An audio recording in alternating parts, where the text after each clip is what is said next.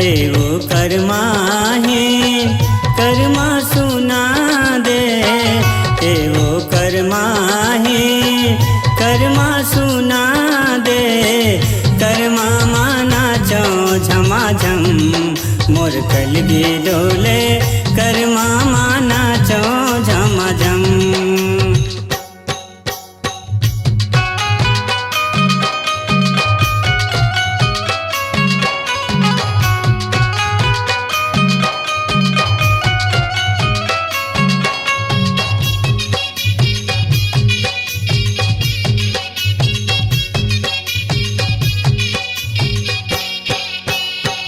हाय रे तुर कर्माओ छत्तीसगढ़ के भासी, मलिया माँ दे दे मोला खालो लगथे बासी।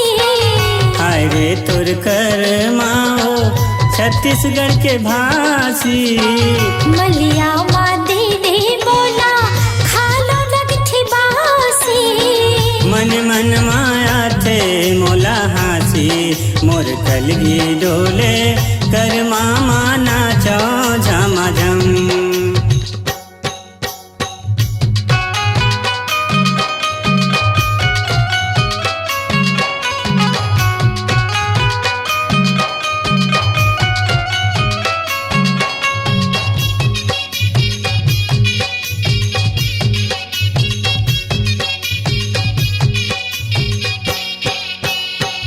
हाय रे तुर गुर तुरो मीठ मीठ बानी, रही रही सुने बर होथे जिवरानी बानी।